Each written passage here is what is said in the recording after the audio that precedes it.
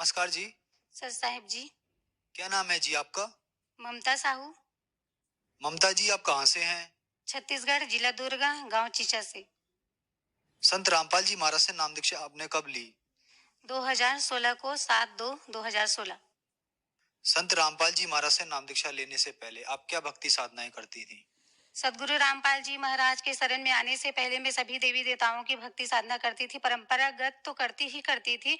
7 साल तक से हर गुरुवार तक से मैं साईं बाबा का उपासना की हूँ। 3 साल तक से शिव भगवान का हर 16 सोमवार उपासना की हूँ। पक्ष पक्ष में एकादशी आती है, उसे भी की हूँ। इतनी भक्ति साधना करती थी।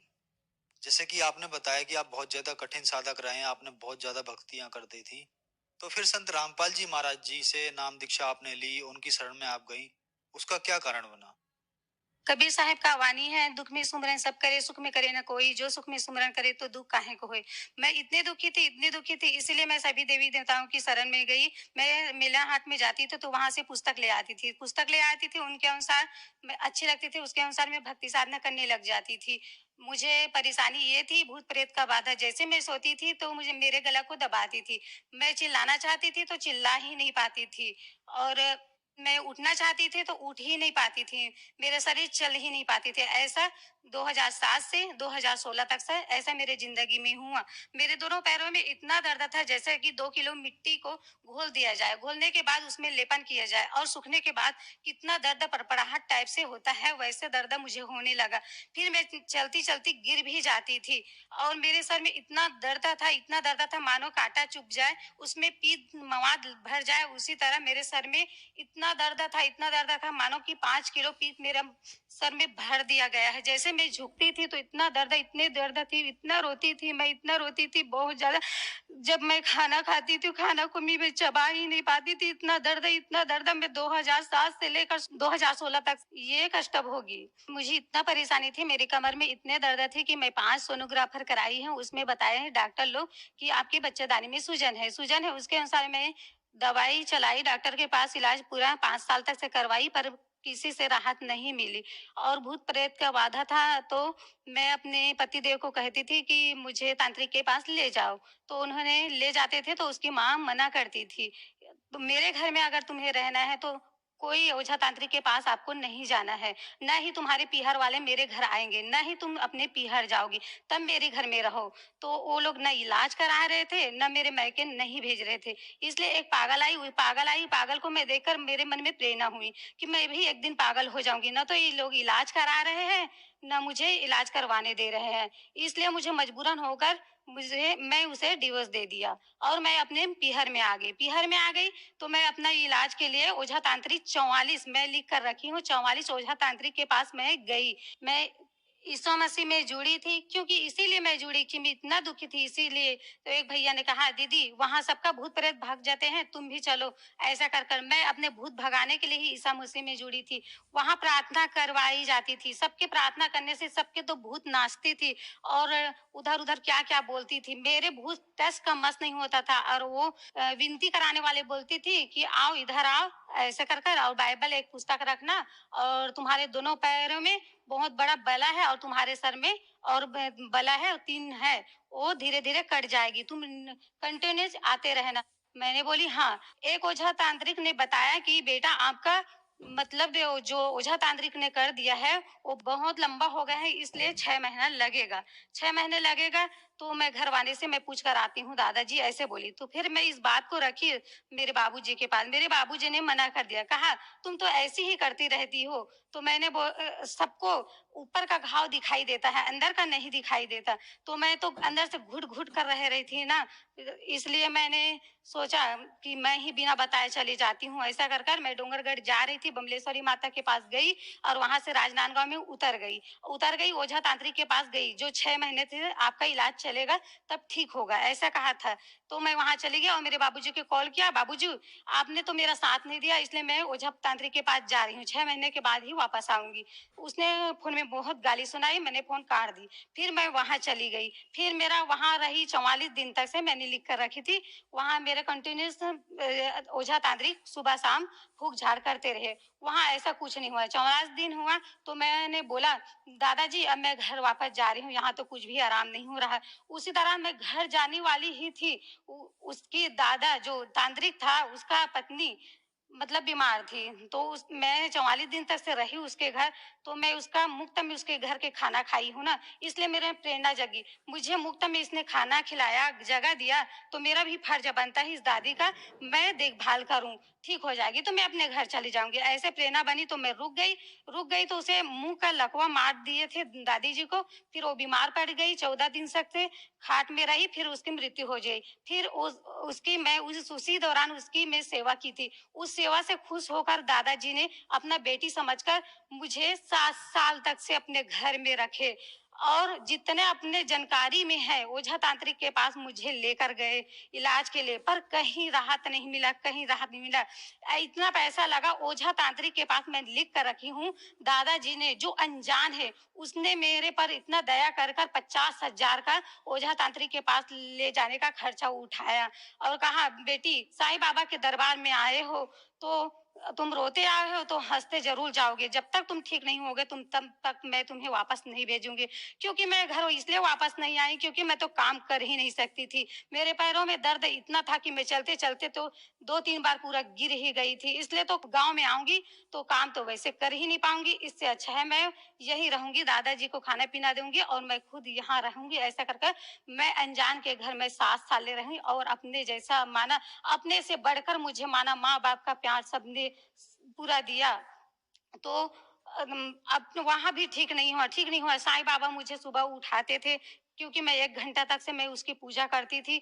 और संत रामपाल जी महाराज जी का दादाजी मतलब सत्संग देखते थे, मैं साईं बाबा का उपासना करने जाती थी, आरती करती थी। तो फिर मेरे आत्मा में आवाज आई, ये मतलब सियाना अवस्था है, दादाजी जी देख रहे हैं, मैं नहीं देख रही हूँ। क्योंकि मुझे लगाव था, 7:30 बजे ही दंगल चलने में जय जय बजरंग बली आता था, 8 बजे रामायण आता था, मैं उससे ज्यादा देखती थी। इसलिए मुझे देखने का समय नहीं मिलता था। और दादाजी संत रामपाल जी महाराज का मतलब सत्संग देखते थे, तो मुझे बहुत गुस्सा आता था। फिर क्या सियान आदमी है, देखने दो, ऐसा कर कर मैं फिर वो चैनल को मैं ला दी, वो देखते रहे। फिर एक उसका भतीजा था दादाजी का, जो सतगुरु रामपाल जी महाराज से नाम दीक्षा लिए थे।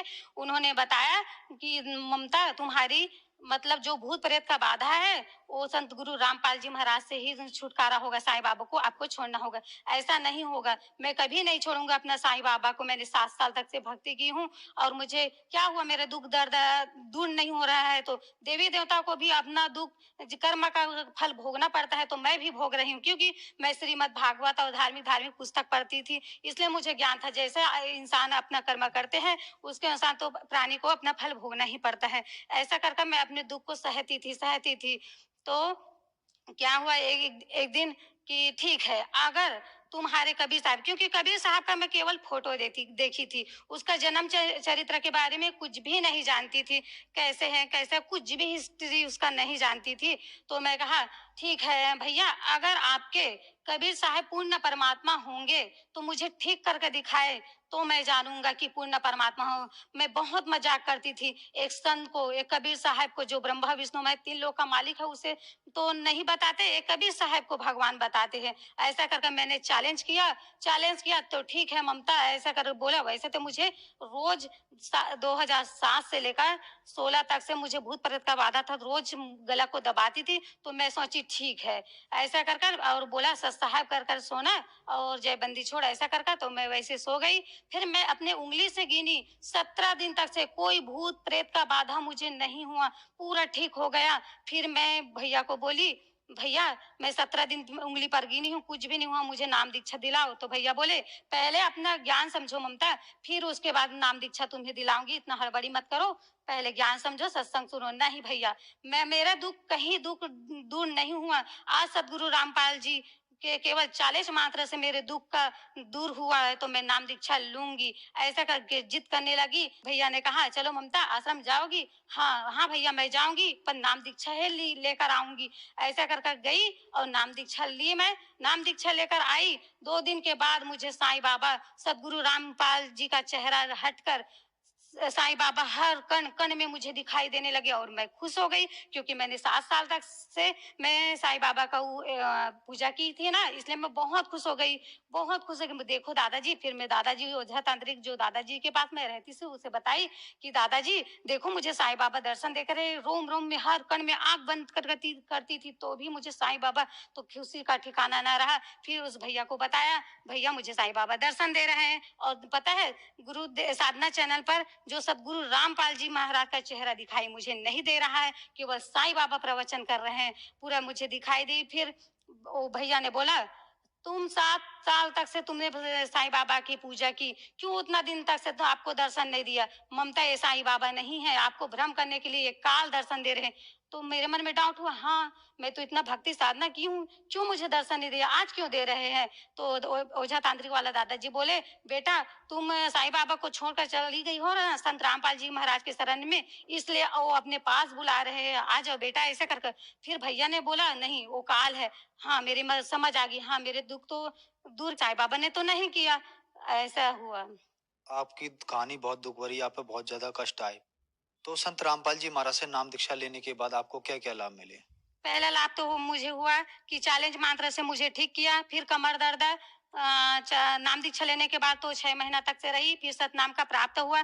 तो मैं साधना चल में सुनती थी सदगुरु रामपाल जी का, सतनाम में इतना पावर है, कितना भी बड़े दुख हो वो हर जाता है। तो मैं सतनाम प्राप्त करके आई। कुछ दिन के बाद मैं सदगुरु रामपाल जी महाराज को गिड़गिड़ाने लगी, प्रार्थना करने लगी, आप तो कहते हैं कि सतनाम में इतना पावर है, फिर मेरा कमर दर्द क्यों ठीक नहीं हो रहा है? ऐसा कर कर फिर एक दिन संत रामपाल जी महाराज सपना में आए। फिर उस संत रामपाल जी बोला, बेटा आप सतनाम तो ले लिए हो, उसकी भक्ति करो, फिर धीरे धीरे ठीक हो जाएगा, ऐसा कर कहा। और 7 महीने के बाद मेरा कमर दर्द कहाँ गई, मुझे कुछ ही भी पता नहीं चला। जो कमर दर्द के कारण आज मेरा जिंदगी ही बर्बाद हो गई। 5 सोनोग्राफर कराए, इतने डॉक्टर कराए, आज केवल संत गुरु रामपाल जी महाराज के नाम दीक्षा से और उसके जाप करने से पूरा छूमंतर हो गई। मेरे कमर दर्द में इतनी परेशानी थी, जो मैं 5 सोनोग्राफर कराए, एक एक्सरा कराए जिसमें नॉर्मल ही बताए, और यहाँ पर बताए कि डॉक्टर ने कि आपका बच्चादानी में सूजन है, उसके अनुसार मैंने दवाई चलाई। पूरे 2007 से लेकर 16 तक से ऐसा कुछ भी नहीं हुआ, कहीं पर आराम नहीं हुआ। सदगुरु रामपाल जी महाराज के नाम मात्र से, उसके जाप करने से मेरे कमर दर्द ठीक हो गए। मेरे इलाज कराने में सारा पैसा तो उसी में चला गया, और मैं 7 साल तक से दादाजी घर रहने के कारण मैं कुछ भी काम करती नहीं थी और नहीं कर पाती थी, इसलिए मेरे पास कुछ पैसा नहीं था। फिर वो परमात्मा की ऐसी दया हुई, ऐसे दया हुई, भक्ति करते करते मैं अपने पीहर में रहती हूँ, तो मेरे पास घर कहाँ से होंगे? तो परमात्मा की दया से आज मैं 2 रूम का पक्का का, वो भी पक्का मैंने मकान बना चुकी हूँ। और परमात्मा की दया से आज मैं बैठकर 2 साल तक से मैं खा सकती हूँ, इतना धन मुझे दिया है परमात्मा ने। और मैं भिलाई में हॉस्टल में काम करती हूँ, तो परमात्मा ने ऐसे कृपा की है मुझ पर। जो दर्शक आज आपको टीवी पर देख रहे हैं, खास करके जो लोग दुखी हैं, महिलाएं दुखी हैं, उनके लिए आप क्या कहना चाहेंगे? क्योंकि आप भी बहुत एक जीता जागता उदाहरण हैं उनके लिए। मैं सभी से यही कहना चाहूंगी, क्योंकि आज इस संसार में कोई मानसिक से, कोई शारीरिक से, किसी न किसी तरह से आज सब, चाहे पैसा वाला हो चाहे गरीब हो, सभी दुखी है। इसलिए मैं यही कहना चाहूंगी, सदगुरु रामपाल जी महाराज का सत्संग सुने। सत्संग मात्र से ही इतना मन को शांति मिलती है, इतना शांति मिलती है, आधा दुख तो सत्संग सुनने मात्र से ही दुख दूर हो जाती है। इसलिए मैं सभी से यही प्रार्थना करना चाहूंगी, ओझा तांत्रिक जितने ऋषि आज विश्व में धर्म गुरु है उसके पास जाते हो, तो एक बार संत रामपाल जी महाराज का सत्संग सुनने में क्या जाता है, उसका सत्संग सुनिए और वो क्या बताते हैं उसे सुनो, क्या सही है क्या गलत है। इसलिए मैं सभी से यही प्रार्थना करती हूँ कि सदगुरु रामपाल जी महाराज का सत्संग को सुनो और देखो और जानो परखो। संत रामपाल जी महाराज से नाम दीक्षा अगर कोई लेना चाहता है तो कैसे ले सकता है? सदगुरु रामपाल जी महाराज का नाम दीक्षा लेना चाहते हैं तो बहुत सरल तरीका है। चैनल पर पट्टी चलती रहती है निरंतर, उसमें नंबर दिए गए होते हैं, उसे कांटेक्ट करो और नाम दीक्षा ले सकते हैं। धन्यवाद जी। सत साहेब सर जी।